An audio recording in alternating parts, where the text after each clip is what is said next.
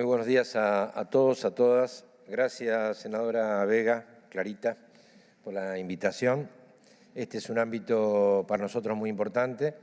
Hemos venido ya un par de veces o a contar algunas iniciativas o a rendir cuentas de políticas que venimos desarrollando.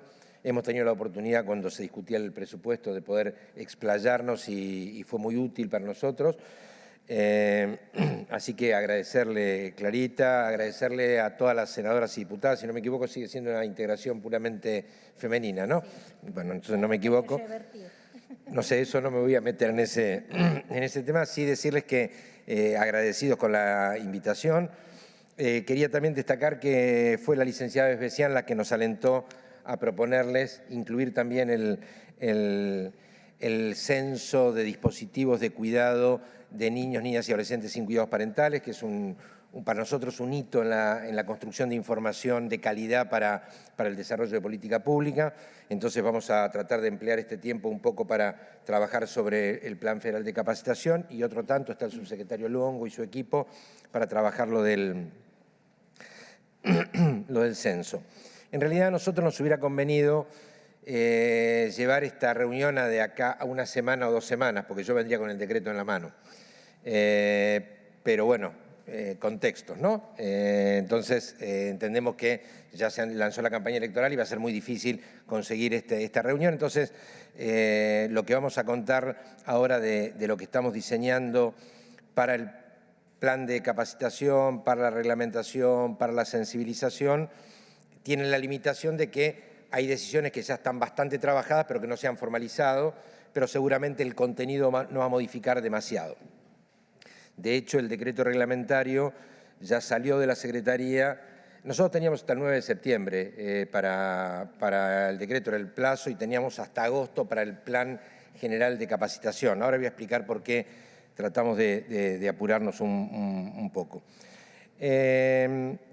Lo primero que hicimos fue cuando ya había media sanción en la Cámara de Diputados y por lo tanto se veía venir un voto unánime en el Senado, que se demoró un poco.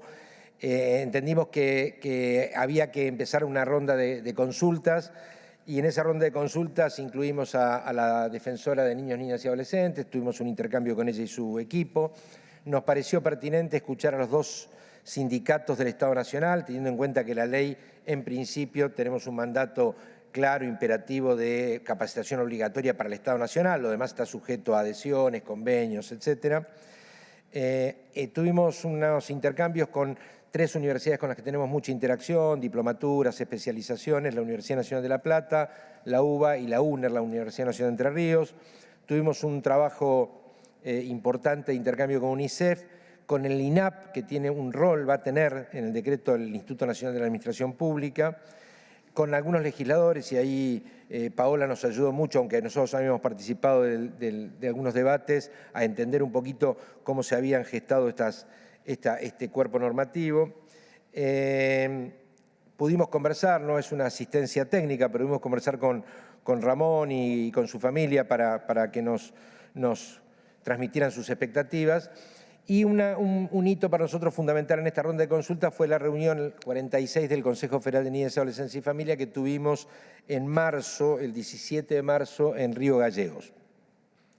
De ese conjunto de recorridos, nosotros nos hicimos una lectura, si se quiere, política, de contexto, de cómo encarar este desafío que nos presentaba la Ley 27.709.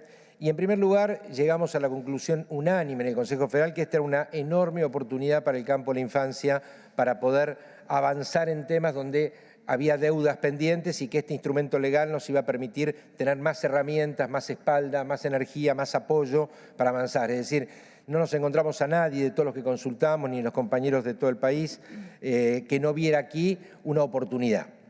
La conmoción social, el amplio acuerdo político, todas condiciones que dolorosas en un sentido, positivas en otro, nos convocaban a capitalizar rápidamente la oportunidad. En segundo lugar, que si bien, y como corresponde, el Plan Federal plantea un amplio abanico de los derechos de las infancias y las adolescencias, entendimos que había una demanda de la ciudadanía reflejada en el debate en el Congreso de poner en primer lugar, no en el único lugar, pero en primer lugar, aunque sea cronológicamente, el tema de la detección temprana de violencias y abusos, hojas de ruta, capacitaciones en ese sentido, recursos disponibles. Entonces, no es que nosotros creamos, y lo quiero dejar claro, que para nosotros la ley se limita a esto, tiene un plan mucho más ambicioso, pero como es un plan continuo y permanente en el Estado Nacional, nos pareció que podíamos hacer un recorte, empezando por este tema que estamos todos más sensibilizados y donde aparece más demanda, que es el tema de algún marco conceptual, algún marco normativo y vinculado con herramientas prácticas para que la aldea, el sistema de protección, pueda actuar tempranamente cuando aparecen situaciones, indicadores, alarmas de que un niño, una niña, un adolescente está padeciendo alguna situación severa de violencia o de abusos en términos generales.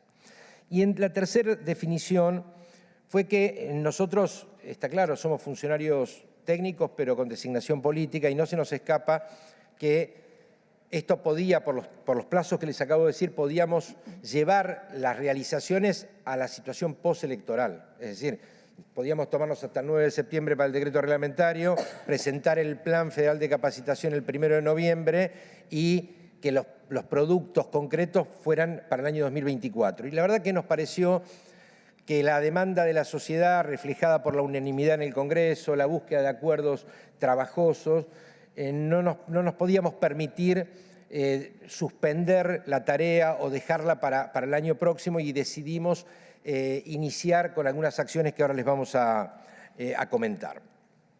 Buena parte de esas acciones, después mi compañera Gisela les va a ampliar un poco sobre la capacitación. Una buena parte de esta estrategia está reflejada en el proyecto de decreto reglamentario. Voy a tratar de ir rápido porque querría que haya un tiempo importante para lo del censo, pero en nuestra lectura del texto legal nos organizamos sobre la base de 4 ejes. Por un lado, el plan de capacitación obligatorio en el Estado Nacional, sujeto a las adhesiones, a convenios con universidades, convenios con organizaciones, con municipios.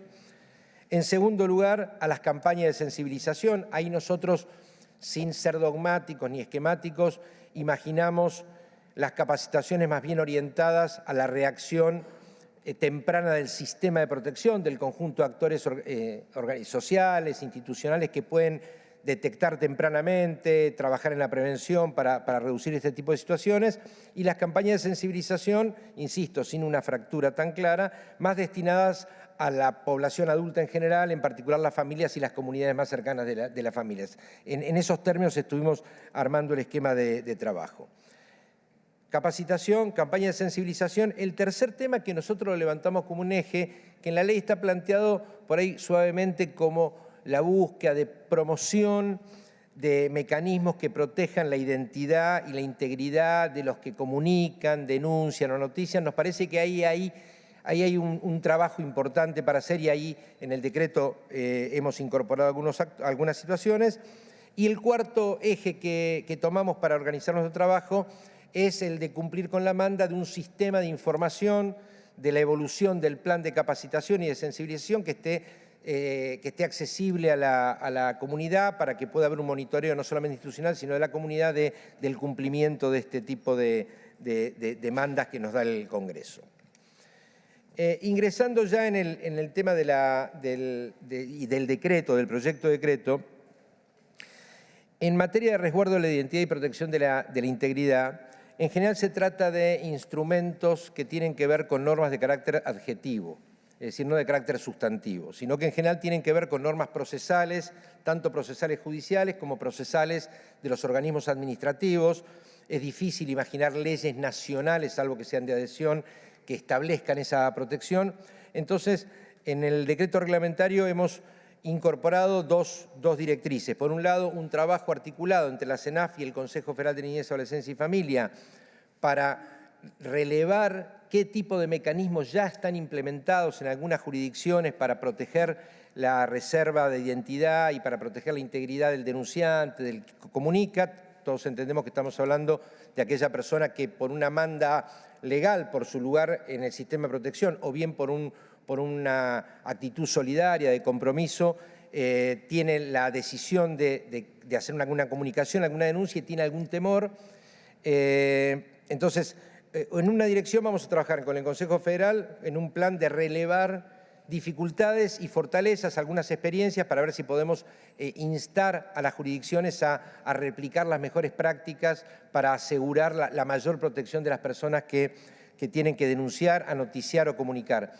Utilizo estos verbos pensando en que quizás no haya que poner en cabeza la denuncia en cualquier persona o en cualquier particular, porque somos de la idea, y así lo pusimos en el decreto que reglamenta la ley de prevención del grooming, la posibilidad de que el personal sanitario o educativo de una organización que tiene una información que no puede quedar en el consultorio, que no puede quedar en el aula y que debe ser conocida, quizás poner en su espalda la obligación de denunciar, que esto significa ir a una fiscalía, ir a una comisaría, por ahí es una sobrecarga y no siempre la institucionalidad en la que trabaja lo protege, pero si deposita esa información en un organismo de niñez de protección, en una oficina de atención a las víctimas, podemos generar alguna mediación que garantice que la denuncia llegue a donde tiene que llegar y que facilite el acceso. Por eso hablamos de anoticiar, de comunicar y de denunciar. Estamos utilizando en la reglamentación estos tres verbos.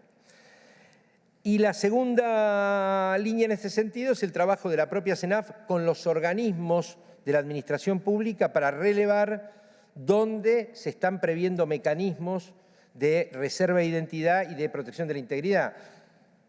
No lo conozco, pero no sé si en ANSES, si reciben una denuncia, se toman el recaudo de tener algún tipo de guía para que el expediente administrativo no se caratule Gabriel Lerner sobre denuncia de tal cuestión. Digo, cuestiones que a nosotros nos parecen básicas, pero que no siempre están pensadas en los organismos del Estado. Es decir, recabar información, diagnóstico de estas situaciones y empezar a desarrollar acciones, porque ahí nos parece que hay un bache importante para darle más seguridad a quien accede a la información y muchas veces teme algún tipo de represalia, de problema legal, etcétera, etcétera.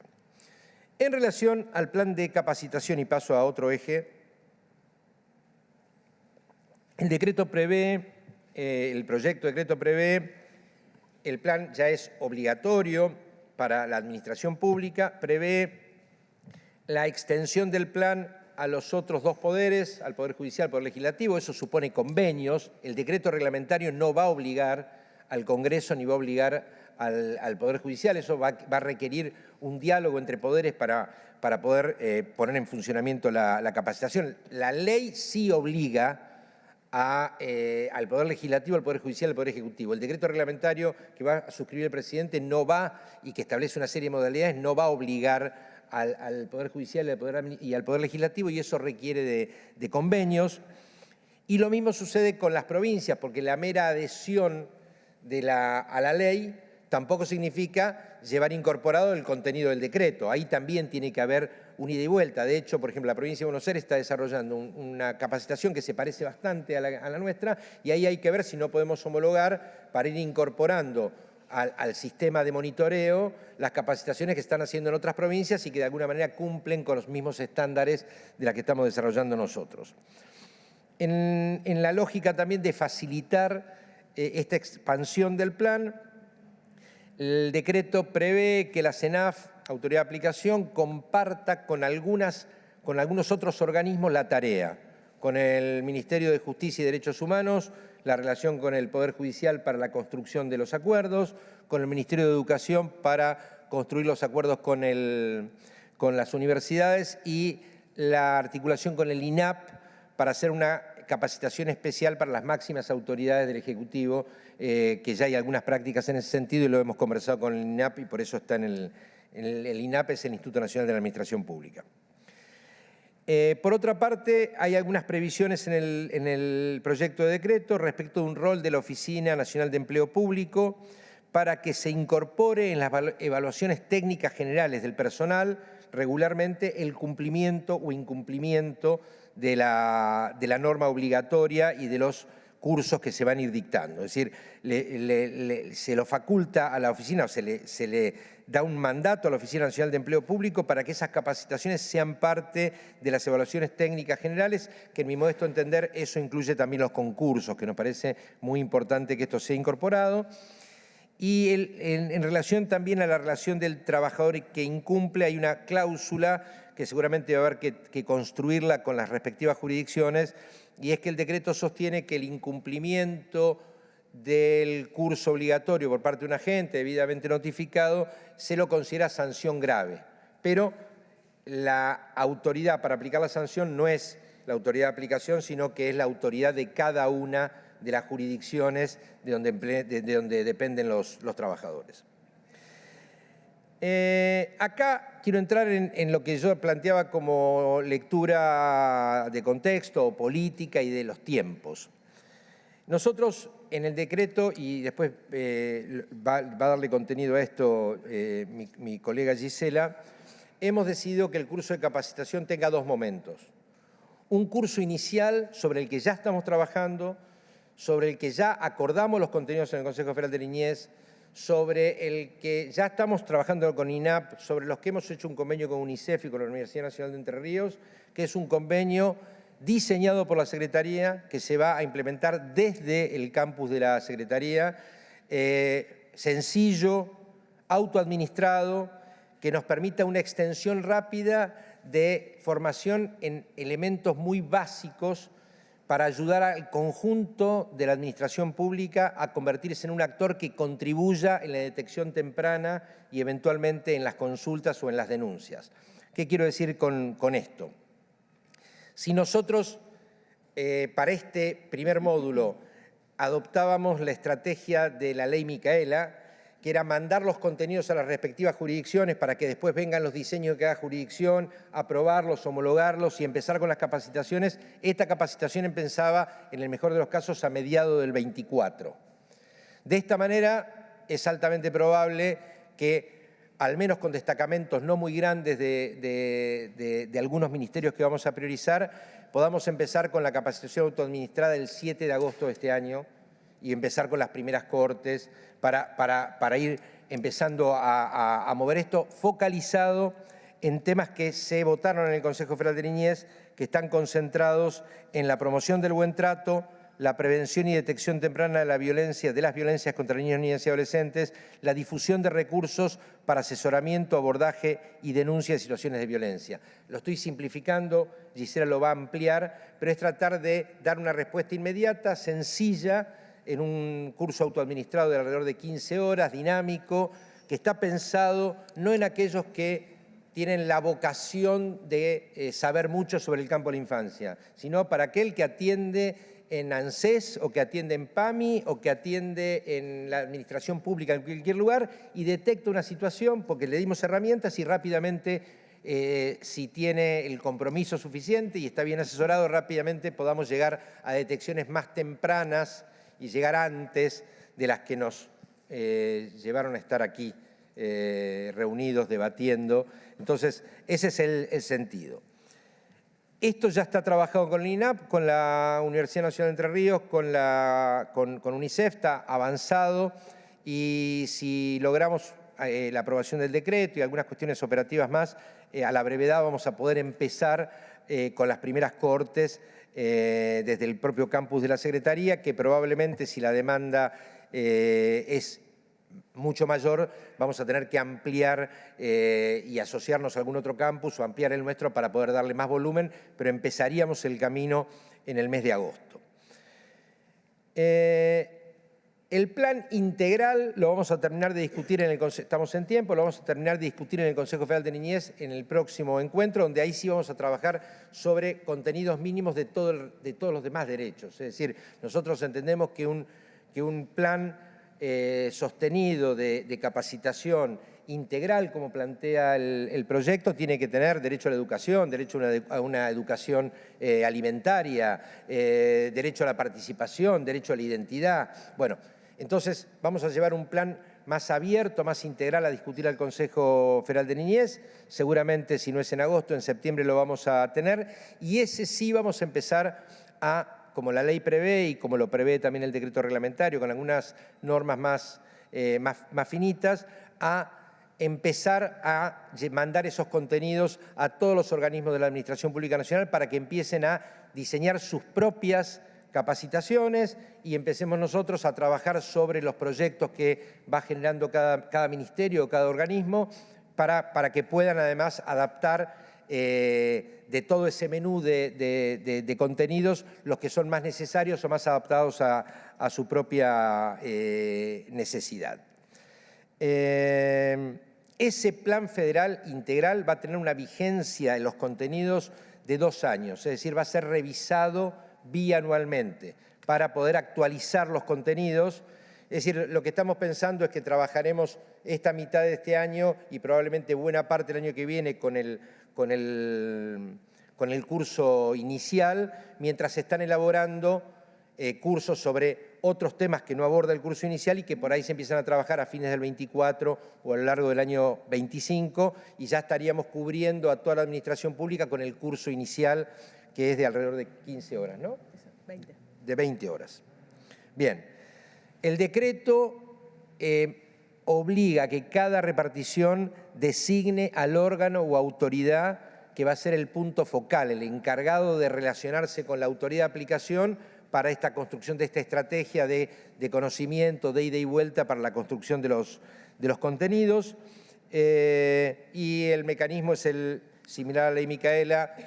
Irán los contenidos, las metodologías, volverán las propuestas de los ministerios, de los organismos descentralizados y a partir de esa aprobación cada jurisdicción desarrollará su propio plan. Revisable, insisto, cada 2 años para actualizar los contenidos. Sobre los trabajadores, la idea es que este plan anual de capacitación no les insuma menos de 15 horas de curso y no más de 30, y el decreto establece que se podrá hacer esa capacitación en el contexto del horario de trabajo, no por fuera del horario de trabajo. Esto es un tema que nos parecía importante para que se lo jerarquice como parte de la labor y no para que lo haga cuando está de vacaciones o los fines de semana. Nos parecía de singular importancia. Para el caso que ese trabajador o trabajadora ya tenga estudios universitarios sobre el tema o ha hecho cursos o los toma con un organismo de protección, se va a validar, se va a reconocer esa certificación para no obligarlo a repetir un curso que ya ha hecho por fuera del plan del gobierno. Últimos 2 temas, campaña de concientización y información y monitoreo sobre el plan. Sobre las campañas de concientización, estamos haciendo un trabajo tripartito, el equipo de la CENAF con el equipo del Ministerio de Desarrollo Social. Tenemos en esto mucho apoyo de nuestra ministra Victoria Tolosa Paz y ya hace 15 días estamos trabajando con la Secretaría de Medios de Jefatura de Gabinete. La idea es que en el transcurso del mes de agosto podamos empezar con una campaña en televisión, en radio, en redes.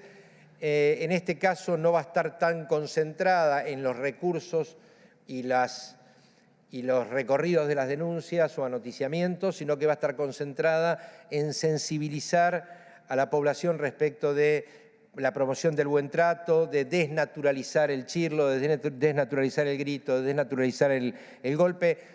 Todos sabemos que nadie se identifica con personas que han cometido un delito tan execrable como el que quitó la vida con Lucio, pero los que trabajamos en esto sabemos que si logramos desnaturalizar las pequeñas violencias también podemos lograr que la punta del iceberg tienda a reducirse y allí sí todos nos podemos identificar si hay unas campañas bien hechas que nos ayudan a no gritarle a los niños, a no zamarrearlos, a no utilizar el chirlo, a no utilizar el insulto y en esa línea vamos a ir con unas campañas de promoción del buen trato. Bueno, hay algunas cuestiones técnicas vinculadas con criterios que no me voy a meter yo, que no soy comunicador, están en el decreto, criterios de diferenciación, de segmentar los destinatarios. Bueno, yo ahí voy a decir macanas, pero no pudo venir la compañera que trabaja en eso. Último tema, y le dejo la palabra a Gisela. Información y monitoreo. Ya estamos trabajando con innovación pública, seguramente vamos a tener una landing específica. Una landing es un tramo de la página web. De hecho, lo tenemos ya para la línea 102. Si ustedes googlean 102, va derecho a la landing. Si ustedes googlean grooming, va derecho a la landing del plan de prevención del grooming. Cuando pongan o ley Lucio o ley federal de capacitación o crecer con derechos, que es una consigna que estamos utilizando para esta política, van a encontrar la landing donde van a estar la evolución de la capacitación, si es posible alguna evaluación cualitativa de impacto, eso nos va a llevar más tiempo, y todos los materiales utilizados y utilizables para esta capacitación. Estamos trabajando en eso.